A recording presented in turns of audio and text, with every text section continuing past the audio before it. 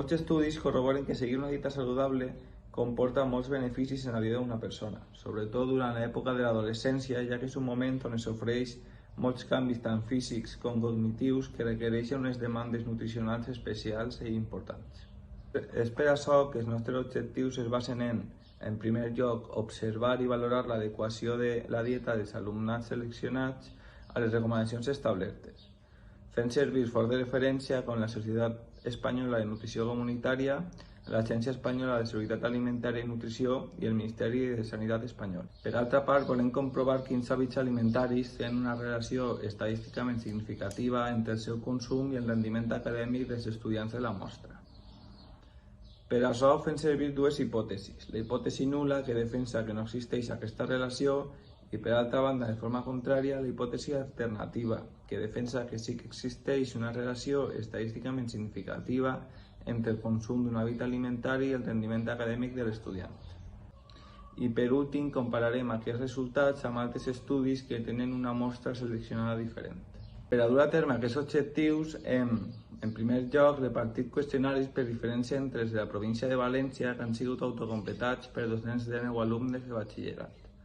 Aquests ens informen tant de la freqüència de consum de diferents aliments com de la qualificació de diferents matèries cursades pels alumnes. En segon lloc, hem tractat aquesta informació mitjançant programes estadístics en la prova TED-Students, que ens ofereix l'existència o no d'una relació estadísticament significativa entre el consum d'un hàbit alimentari i el rendiment acadèmic. Finalment, hem obtès els següents resultats.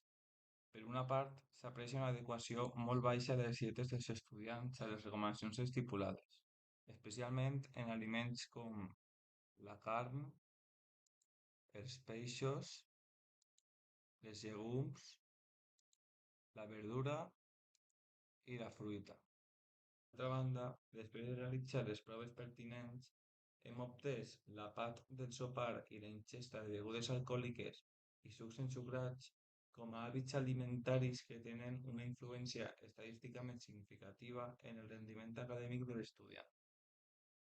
En el cas de l'alcohol, la seva influència repercuteix en un 18,17% de la nota mitjana entre aquells que sí que segueixen les recomanacions i aquells que no.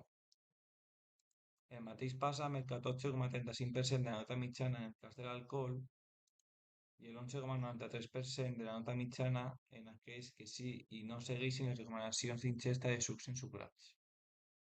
Per últim, després de comparar aquests resultats amb altres estudis, es pot afirmar que hi ha més hàbits alimentaris que influeixen en el rendiment acadèmic a part de obtesos en el present, com poden ser la part del desdejuni o la ingesta de llegums, verdures, fruites, snacks, lactis o peixos.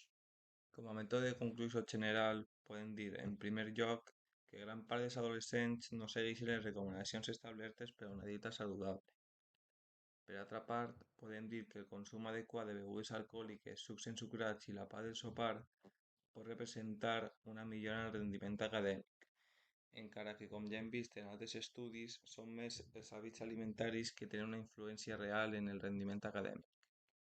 I per últim, com a reflexió general del treball, cal dir que durant el transcurs d'aquest s'hem adonat de propostes metodològiques que ens podrien haver donat uns resultats més acurats. Fins ací el nostre treball i gràcies per escoltar.